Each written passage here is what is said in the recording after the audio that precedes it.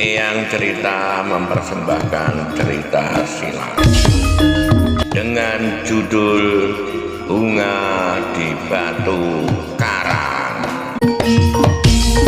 Cerita silat fiksi ini berlatar belakang Kemelut Kasunanan Surakarta.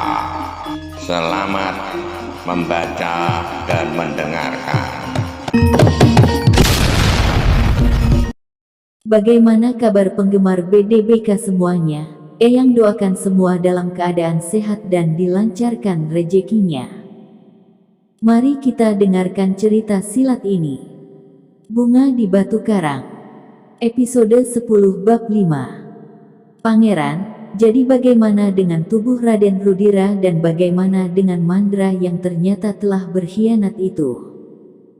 Tidak ada gunanya Galih Warit ada di sini.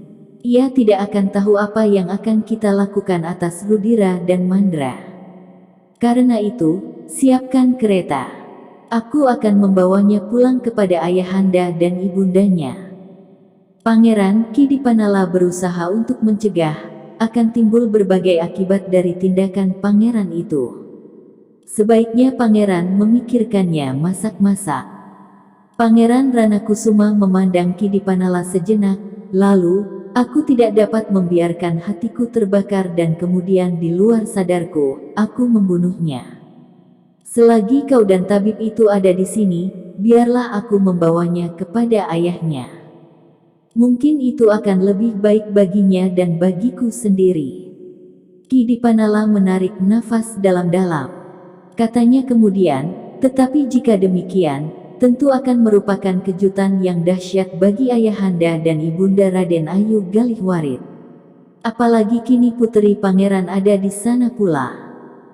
Apa boleh buat, desis Pangeran Ranakusuma, tetapi jika aku masih saja selalu mendengar ia mengigau, aku selalu didorong oleh suatu keinginan untuk membunuhnya. Kidipanala tidak segera menyahut. Teringat, sekilas pada saat ia menyebutnya untuk pertama kali di hadapan Kiai Danatirta tentang ketamakan Raden Ayu Galih Warit yang sudah berhasil mengusir madunya dari rumah Pangeran Ranakusuma sebagai seorang puteri dari seorang pangeran yang kurang waras. Pangeran Sindurata memang kurang waras. Apakah memang ada semacam penyakit keturunan pada Raden Ayu Galih Warit, sehingga goncangan perasaan itu tidak tertanggungkan, dan penyakit yang semula masih tersembunyi itu tiba-tiba melonjak keluar? Bertanya Kidipanala kepada diri sendiri. Nah Dipanala, berkata Pangeran Ranakusuma kemudian, siapkan kereta. Aku akan pergi mengantarkannya kepada Pangeran Sindurata. Pangeran Sindurata akan terkejut sekali pangeran. Ialah yang mewariskan sifat yang tidak waras itu kepada Galih Warit. Kidipanala menjadi termangu-mangu. Dan tabib itu pun kemudian berkata, Pangeran, sebaiknya pangeran mengantarkannya tidak di malam hari. Mungkin malam ini pangeran dapat menjauhi Raden Ayu untuk beberapa lamanya sementara pangeran dapat memerintahkan menyelenggarakan jenazah Raden Rudira.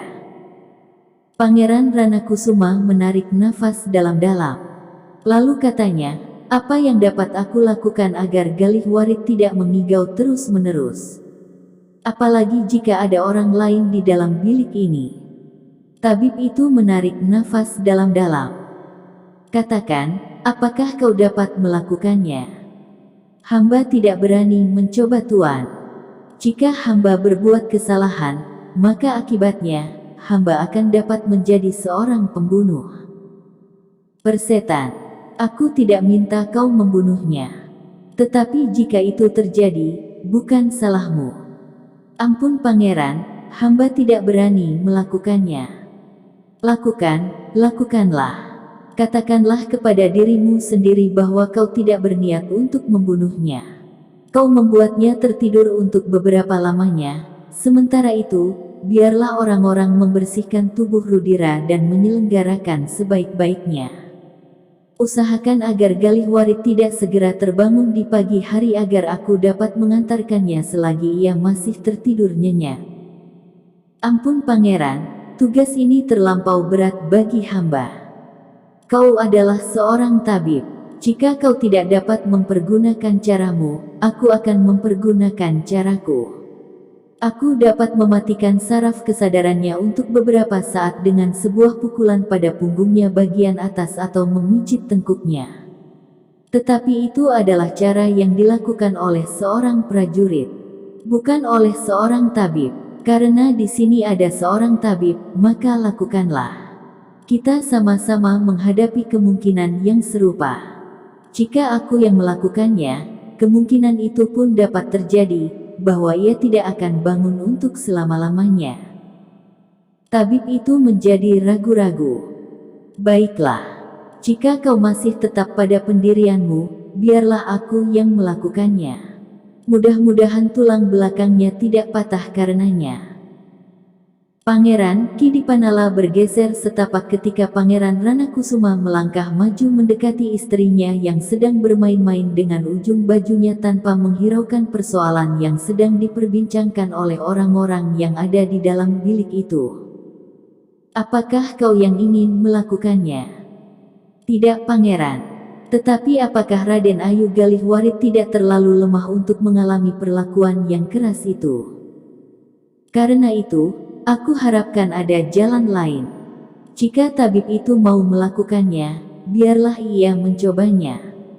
Tetapi, tabib itu ragu-ragu.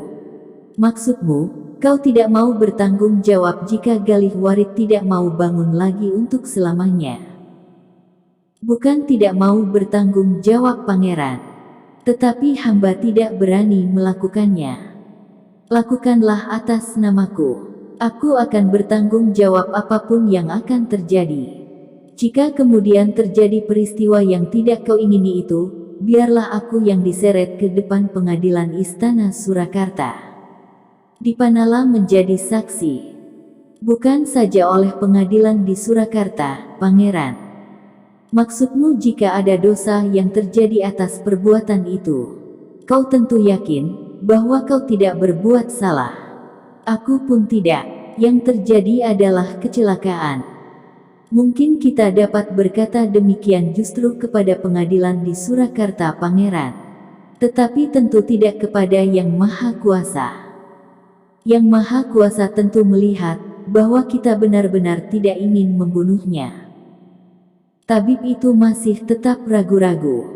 Namun tentu hal itu lebih baik daripada jika Pangeran Ranakusuma sendiri yang melakukan dengan sebuah hentakan atau pukulan pada punggungnya.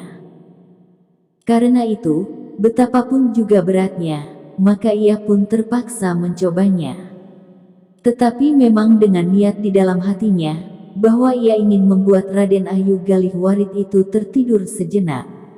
Bukan membunuhnya. Dan ia masih mengharap bahwa Raden Ayu Galihwarit itu akan terbangun.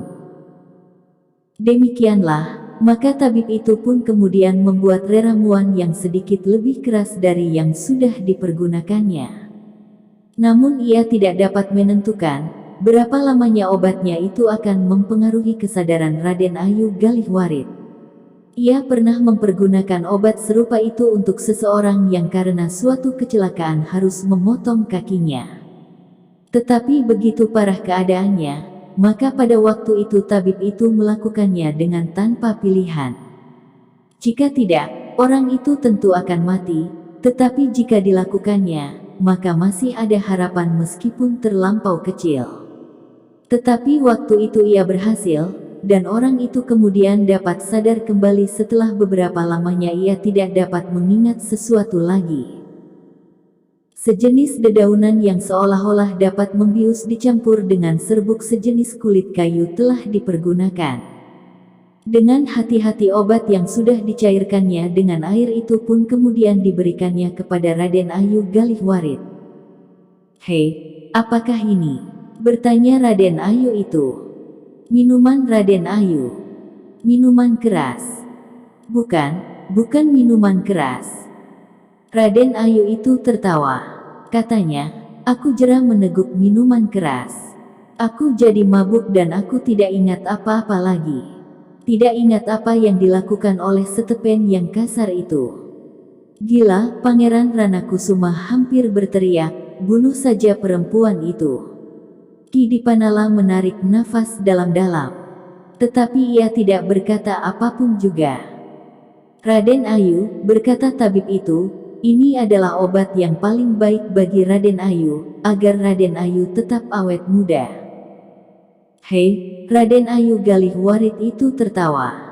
Tetapi suara tertawanya lepas seperti tertawa perempuan yang sering menyusuri jalanan. Bukan tertawa seorang perempuan bangsawan. Kau tahu bahwa aku ingin tetap awet muda.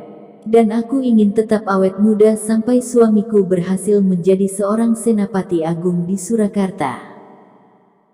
Bungkam mulutnya, Pangeran Ranakusuma benar-benar tidak dapat menahan perasaannya.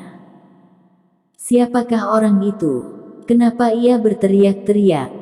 Sudahlah Raden Ayu, silahkan minum obat ini. Bukan saja obat ini akan membuat Raden Ayu awet muda, tetapi juga membuat Raden Ayu sehat dan tidak mudah menjadi sakit. Kau tentu akan meracun aku. Kau tentu ingin membunuh aku karena kau iri hati.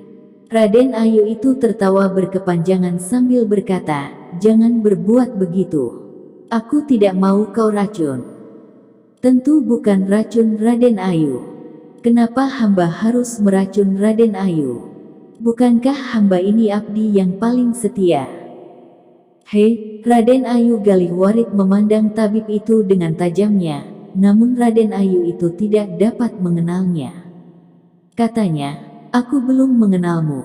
Jangan berpura-pura. Pergi dari ruangan ini. Nanti jika Dungkur datang, kau tentu akan dibunuhnya. Persetan, Pangeran Ranakusuma menggeram. Namun Ki Dipanala segera mendekatinya sambil berkata, biarlah tabib itu berusaha Pangeran. Dan tabib itu pun kemudian menjawab, Raden Ayu, inilah obat yang dikirimkan oleh Dungkur itu. Tentu Raden Ayu akan senang sekali menerimanya. Obat ini memang khusus dibuat di negerinya untuk Raden Ayu, karena bagi Dungkur perempuan sebangsanya tidak ada yang secantik Raden Ayu. Benar begitu. Hamba Raden Ayu, cobalah. Raden Ayu itu tertawa, sementara dada Pangeran Ranakusuma serasa akan retak. Namun Raden Ayu Galih Warit itu menerima mangkuk berisi cairan itu. Kemudian dipandanginya beberapa lamanya. Lalu ia pun bertanya, kau tidak bohong. Silahkan minum. Tetapi Raden Ayu itu pun masih juga ragu-ragu, sehingga Ki Dipanala maju beberapa langkah dan berkata, sebenarnya lah Raden Ayu. Raden Ayu Galih Warit memandang Dipanala sejenak, lalu, kau siapa? Dipanala Raden Ayu. Oh, Raden Ayu itu tertawa, kau Dipanala. Kau sudah tahu semua rahasiaku. Tetapi Dipanala siapa? Bersambung 10 bab 6. Bagikan. Klik bagikan untuk banyak pembaca Sare ke media sosial Facebook, Twitter, dan lain-lainnya. Jangan lupa subscribe dan nyalakan lonceng notifikasi. Baca jilid berikutnya. Atas perhatiannya saya ucapkan terima kasih.